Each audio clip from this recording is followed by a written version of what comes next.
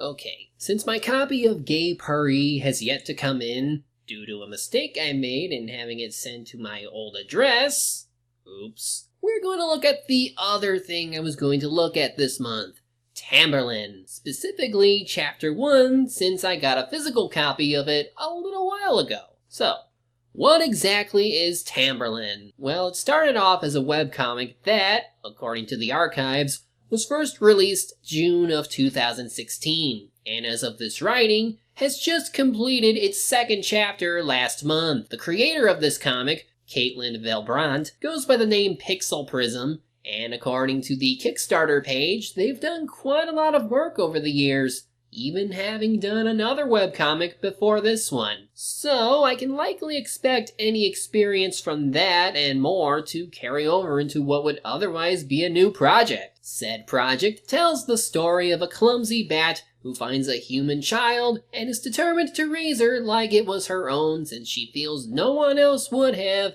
and feels like a lesson on responsibility and the like. I dig it. And as also mentioned on the Kickstarter, it seems to take inspiration from Redwall, Beatrix Potter, haven't heard that one, Wolf Children, and Once Upon a Forest? Okay, you had me at Wolf Children, though I'm curious to see where the Once Upon a Forest references come in. Anyway, let us see what makes this so wonderfully whimsical, shall we? It begins with someone running away from something. Maybe bears haven't become sophisticated in this world? Unless this is somehow the Tom Sawyer universe and the one chasing them is Injurin' Joe! Except this isn't the 1800s.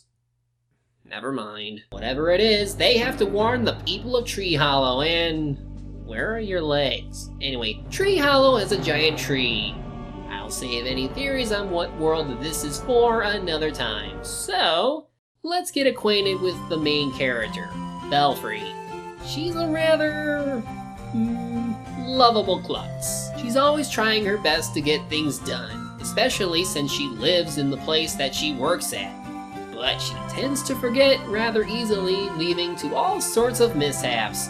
And of course the ones who put up with her are Walter, the rather disgruntled deer man, and Tess, who I think is a badger. They get visited by the animal we saw earlier, Ainsley, who seems to have calmed down slightly, but has something to say. Spying on them is the little devil spawn of this series, Piper. How does one describe her? Well, imagine if Angelica Pickles became her spirit animal, while also taking facial expression lessons from Darla Dimple.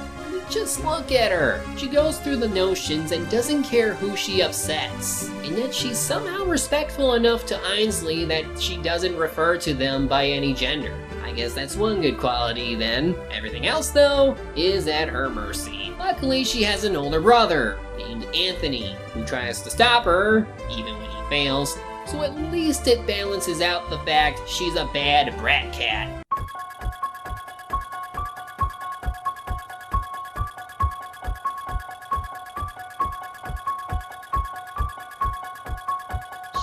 Looking right at me.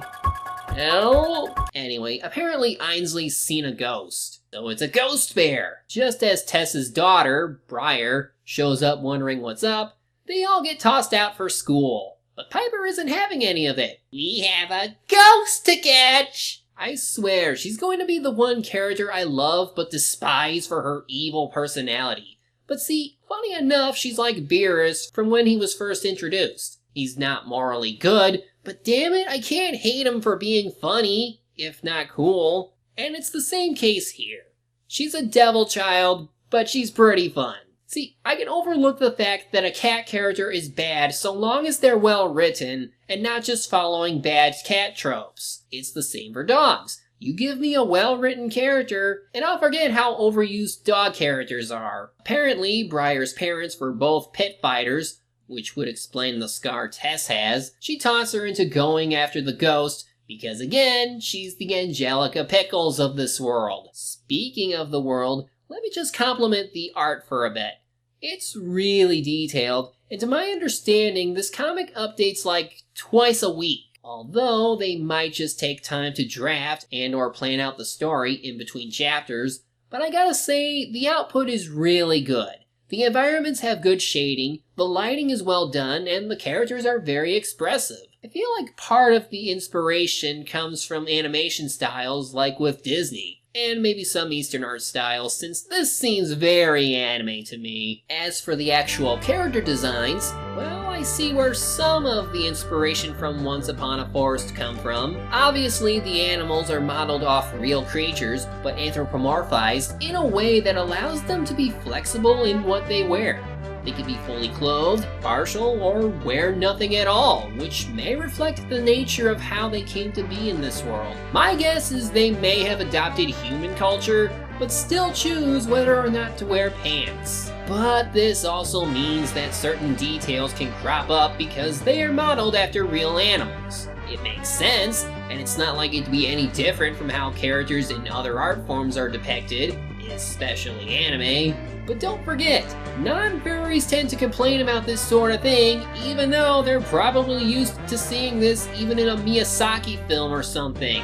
Granted, it would happen with humans, but it's still the same thing. The comic is rated PG for comedic violence and language, and given how one character is treated in Chapter 2, I do believe they're considerate in what can pass for PG, and still be fine with animal genitalia, so long as it's not to the point of being overly graphic or even human-like where YouTube would likely beat me over the head for not blackbarring it. But really, this is as tame as it can get, and it's not like they use it for blatant sex appeal. It's just there because of the animal lifestyle plus artistic preference. Anyway, Tess has a bad feeling that the kids didn't do as they were told and asks Belfry to go check on them.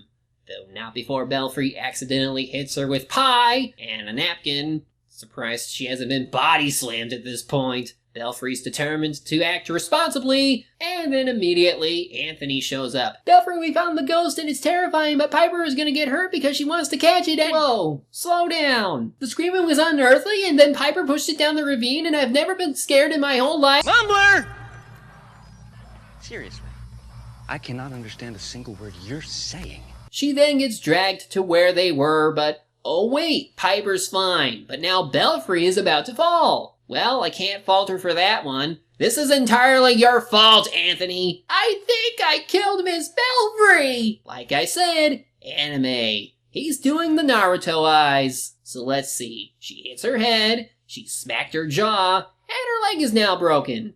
What could possibly happen? Oh look, a baby. Ah! So while Briar is off getting her mom, that just leaves the Munchkins with Belfry as she has to survive a human baby. Well, they don't know what it is. See, I have a theory that this is the future beyond The Good Dinosaur, where the humans are still primitive and the mammals have evolved to where they're the dominant life forms now. Except that's clearly a diaper, so maybe this is an alternate take on the promised Netherland, where it was recently revealed that— okay, I can't spoil that series, but you get the idea.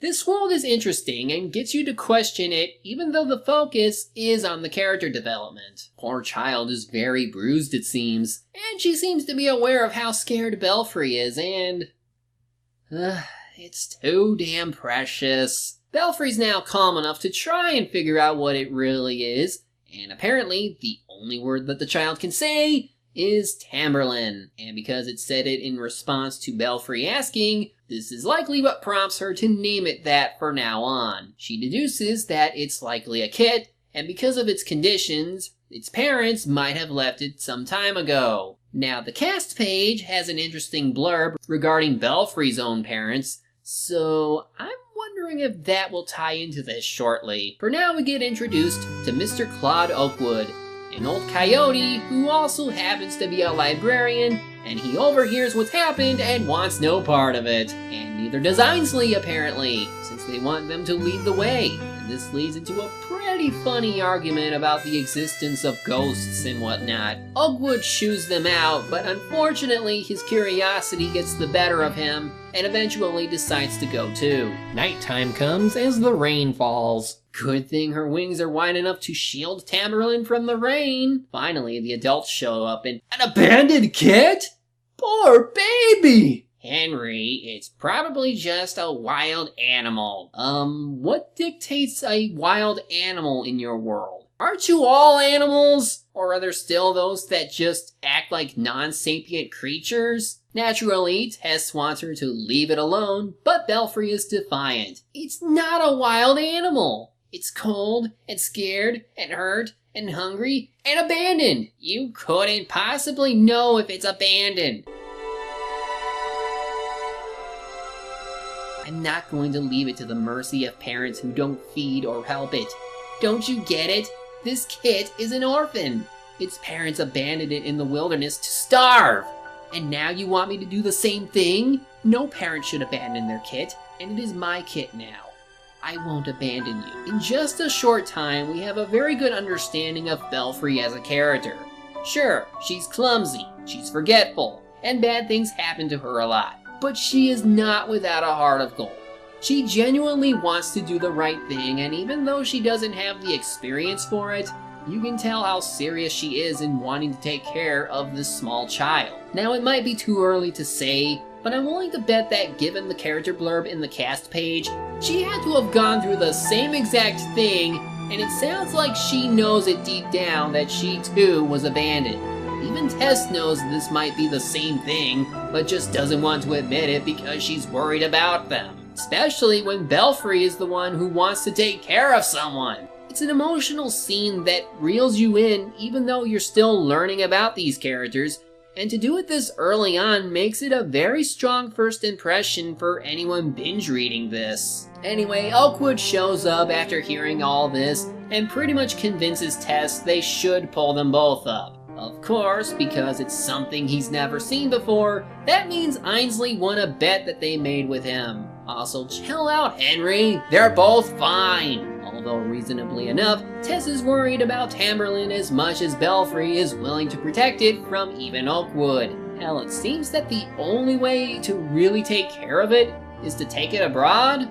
Is this the Arthur universe where it's mostly animal people, but there's a chance that humans are still in parts of the world that you just can't see? And really, what's wrong with just putting it in warm clothing and maybe cuddling with it during the winter?